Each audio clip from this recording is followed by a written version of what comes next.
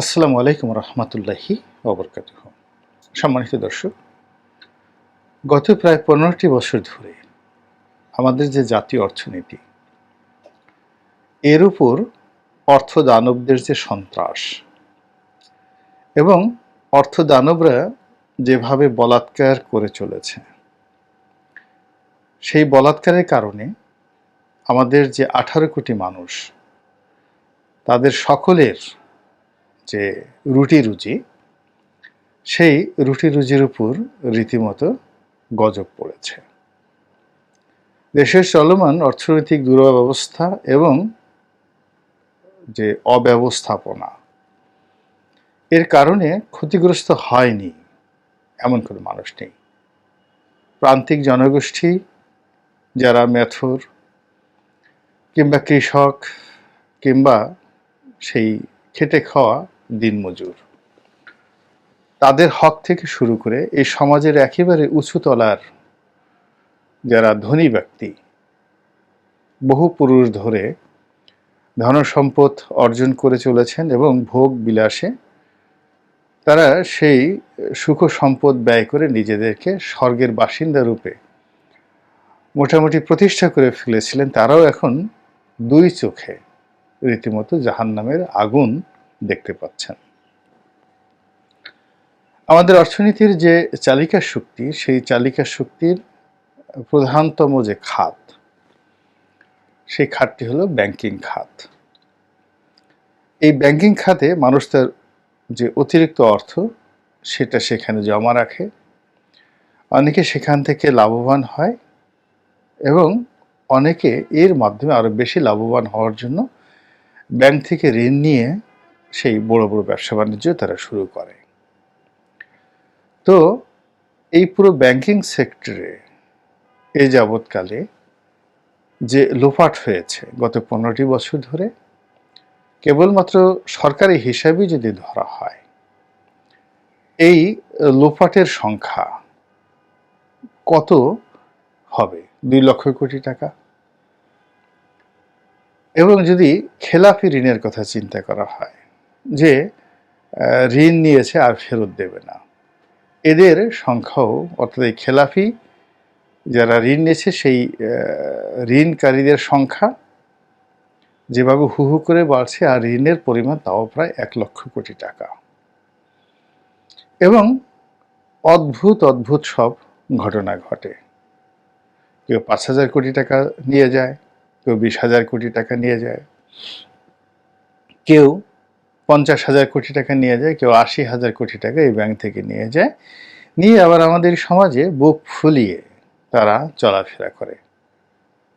কেউ একেবারে কপালে নামাজ পড়ার 10-12টা দাগ, কারো কারো মুখ ভর্তি দাড়ি, কেউ কেউ কথা বললে মনে হয় যেন আমেরিকার প্রেসিডেন্ট কথা বলছেন, এইরকম তাদের ক্ষমতা চোরদের।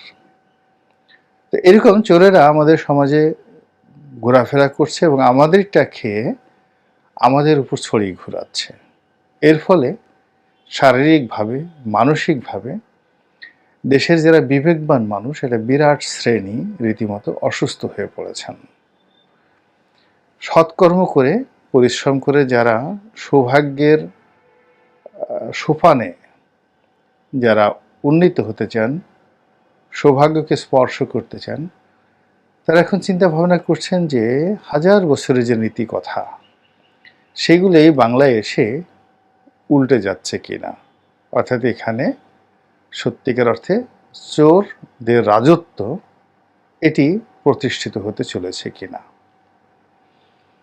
তো এইরকম একটি অবস্থা যখন চলছে অর্থনীতিতে, তার সঙ্গে পাল্লা দিয়ে শিক্ষা, দীক্ষা এবং সরকারি ব্যবসা বাণিজ্য, অর্থাৎ যে সকল বড় বড় মেগা প্রকল্প রয়েছে, সেই মেগা প্রকল্পের দেশি বিদেশি কন্ট্রাক্টর নিয়োগ, সেই কন্ট্রাক্টরদের আবার বাংলাদেশি এজেন্ট নিয়োগ, সেই এজেন্টের আবার সাব এজেন্ট নিয়োগ, সব কাজই হচ্ছে একটা সিন্ডিকেটের মাধ্যমে। এবং সেই সিন্ডিকেটের সদস্য আবার যারা, তাদের সংখ্যাও 200 থেকে 300-র মধ্যে। এরাই ডিম সিন্ডিকেট, এরাই তেল সিন্ডিকেট, এরাই শ্রমবাজার নিয়ন্ত্রণ করে, এরাই শেয়ার মার্কেট নিয়ন্ত্রণ করে, এরাই ব্যাংক লুটেরা। এই 2 থেকে 300 লোক। এর বাইরে কিছু লোক আছে আমাদের সমাজে যারা চাঁদাবাজি করে, অর্থাৎ এই সিন্ডিকেটের সবকিছু ম্যানেজ করে সবাইকে দিয়ে, যারা মাঠ পর্যায়ে কাজ করে, বিভিন্ন কন্ট্রাক্টর, সরকারি এবং বেসরকারি পর্যায়ে, তাদের কাছ থেকে আবার বিপুল অঙ্কের চাঁদা আদায় করতে হয়। এই চাঁদা আদায় করার জন্য একটা হাতুড়ি বাহিনী আছে।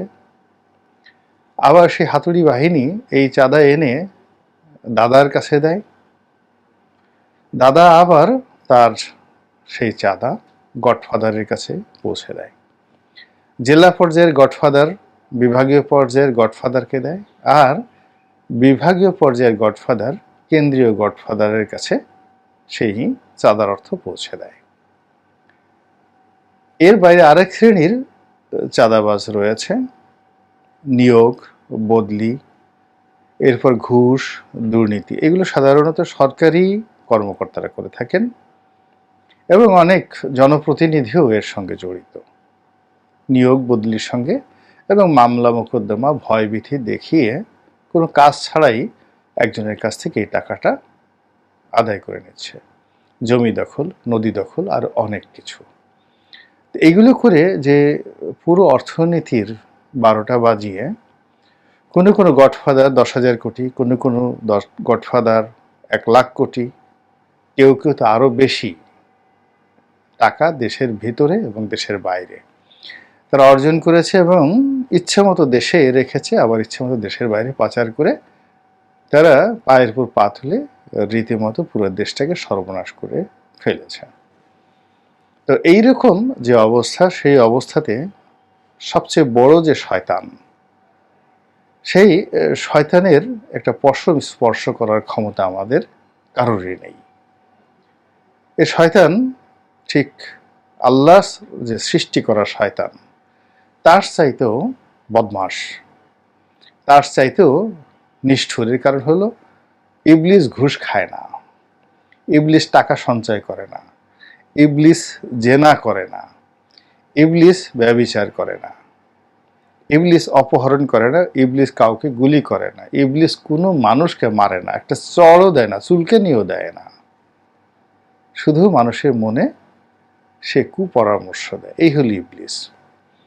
তো সেই তুলনায় যে মানুষ খুন করে, ধর্ষণ করে, চুরি করে, ডাকাতি করে, রাহাজানি করে, সব জায়গা থেকে অর্থ লোপাট করে, আপনি তাদেরকে ইবলিসের চাইতে কি বলবেন? তো এই জন্য এই শ্রেণীর লোকদেরকে আমি বলি তারা হলো বড় শয়তান, ইবলিসের বাবা। এরপরে আছে মেজ শয়তান, এই মানুষদের মধ্যেই, যারা এই বড় শয়তানের পরবর্তী স্তরে পুরো নেটওয়ার্কটাকে নিয়ন্ত্রণ করেন। এরপরে আছেন সেজ শয়তান। 3 শ্রেণীর শয়তান কেন্দ্রীয়ভাবে 3টি স্তরে বা 3টি টায়ারে বিভক্ত হয়ে পুরো আন্ডারওয়ার্ল্ড তারা নিয়ন্ত্রণ করছে। সরকারি হোক, বেসরকারি হোক, যত কিছু হোক না কেন, এই 3টি টায়ারের মধ্যে থাকে।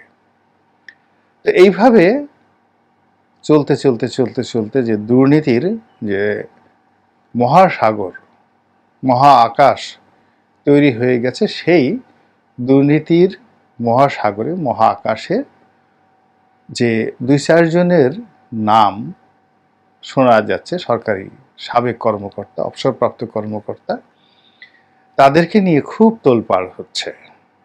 আর আমরা যারা ফিডার খাওয়া সাধারণ নাগরিক রয়েছে, কিছু বুঝি না। আমরা এই সকল যে চুনোপুঁঠি, যারা হয়তো 1,000 কোটি টাকা চুরি করেছে, যারা হয়তো 2,000 কোটি টাকা চুরি করেছে, তাদেরকে নিয়ে যে কি লাফালাফি করছি, সারা দেশ এত সৎ হয়ে গিয়েছে যে সকল চুনোপুঁটিকে ধরা হচ্ছে, সারা দেশের কর্তারা এত শক্তিশালী হয়ে পড়েছে যে দুর্নীতির একটা চুনোপুঁঠিকে তারা ছাড় দিচ্ছে না। কিন্তু দেখা গেল যে দুর্নীতির রাঘব বোয়াল, দুর্নীতির নীল তিমি, দুর্নীতির ঈগল, দুর্নীতির শকুন, এসবদের স্পর্শ করা তো দূরের কথা, চুনোপুঁঠির যে পুঁটি মাছ তো আপনারা সবাই চিনেন, চুনোপুঁঠি, তিতপুঁটি, মলা ঢেলা, এই সমস্ত মাছের লেজ ধরা, সেই লেজ ধরা কিন্তু অত সহজ জিনিস নয়। এবং এরা যখন চলাফেরা করতে শুরু করে নদীর মধ্যে, তখন বোয়ালের লেজ ধরা যায়, কিন্তু চুনোপুঁঠির লেজ কিন্তু ধরা যায় না।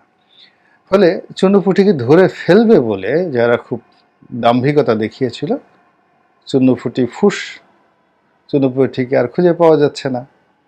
সে যে কোথায় গেল, সে কি কাদার মধ্যে ঢুকলো, নাকি সে পানির মধ্যে ডুব দিল, নাকি সে অন্য রাঘব বোয়ালের পেটের মধ্যে ঢুকে নিরাপদে সে চুপটি মেরে ঘাপটি মেরে বসে রইল। আমরা সবগুলো চদু হয়ে পড়েছি। দ্য বাঙালি বিকামে চদু বাঙালি। আমরা এখন আর কোনো সেই চুনোপুঁটিদেরকে খুঁজে পাচ্ছি না। আমার ব্যক্তিগত অভিমত হলো যে এ সকল চুনোপুঁঠিকে মেরে ধরে কোনো লাভ নেই। বিশেষ করে যারা অবসরে সরকারি কর্মকর্তা রয়েছেন, তাদেরকে ধরে কোনো লাভ নেই। যদি ধরতে হয়, তাহলে যারা সরকারি কর্মকর্তা কর্মচারী দুর্নীতিবাজ হিসেবে চিহ্নিত এবং সার্ভিসে আছেন, সেটি যদি ধরা হয়, তাহলে একটা আওয়াজ তৈরি হয়ে যাবে। বা আমাদের দেশে দুর্নীতি দমন কমিশন যেটা করে, সেটা হলো একটা মানুষ রাজনীতি থেকে অবসর নেওয়ার পর কিংবা তার রাজনৈতিক ক্ষমতা চলে যাওয়ার পরে বিএনপির অনেক নেতার বিরুদ্ধে দুর্নীতি দমন কমিশনে মামলা আছে, মামলা চলছে, অনেকে জেল খাটছেন, কিন্তু এটা কোনো সামাজিক প্রভাব তৈরি করছে না, নো ইম্প্যাক্ট অ্যাট অল। কিন্তু যদি একজন ক্ষমতাধর মন্ত্রীকে, একজন সংসদ সদস্যকে, একজন সচিবকে বা অন্য ধরুন ডিসিকে, এসপিকে এভাবে একেবারে স্পট ইনস্ট্যান্টলি, অর্থাৎ তারা যে অবস্থায় রয়েছে সেখানে সঙ্গে সঙ্গে এরকম যদি ব্যবস্থা নেওয়া হয়, তাদেরকে ধরা হয়, গ্রেপ্তার করা হয়, তাহলে দুর্নীতি দমনের যে আন্দোলনটি, এই আন্দোলনটি বেগবান হবে এবং মানুষের মনে এটি নিয়ে ইতিবাচক একটি আশা তৈরি হবে। বেনজিরকে নিয়ে যা কিছু হচ্ছে, এটিকেই নিয়ে মানুষ হাসাহাসি করছে এবং বেনজিরের 2 পয়সার মূল্য এখন বাংলাদেশের সমাজে নেই। কিন্তু বেনজির যে দুর্নীতি করছে, সে কবের থেকে? র্যাবের সে যখন ডিজি ছিল, সে কি তখন দুর্নীতি করেনি? সে যখন মেট্রোপলিটন পুলিশ কমিশনার ছিল, সে কি তখন দুর্নীতি করেনি? তার এই অর্থবৃত্ত তো একদিনে হয়নি, বহুদিন সময় লেগেছে। তিনি দেশের বাইরে অর্থ পাচার করেছেন কি করেছেন না, এটা নিয়ে এখন অনেক কাহিনী হচ্ছে। তো এই বিষয়গুলো যদি তিনি থাকাকালীন অবস্থায় সাহস করে কেউ করত, তাহলে এটা একটা ইতিহাস তৈরি হয়ে যেত। চুনোপুঁঠির সঙ্গে ফাইট করা কোনো অবস্থাতেই শক্তিশালী মানুষের পক্ষে শোভা পায় না। এগুলো দুর্বলের কাজ, অধমের কাজ। তো কাজেই এই দুর্বলতা, অক্ষমতা এবং অধমের যে মনোবৃত্তি, এটি ত্যাগ করে আমাদের যারা কর্তা ব্যক্তি, তাদের মধ্যে এই বড় শয়তান, ছোট শয়তান, মেজ শয়তান প্রকৃতির লোকদেরকে ধরার হিম্মত তৈরি হোক, আল্লাহর দরবারে প্রার্থনা করছি। আসসালামু আলাইকুম রহমতুল্লাহি ওয়া বারাকাতুহু।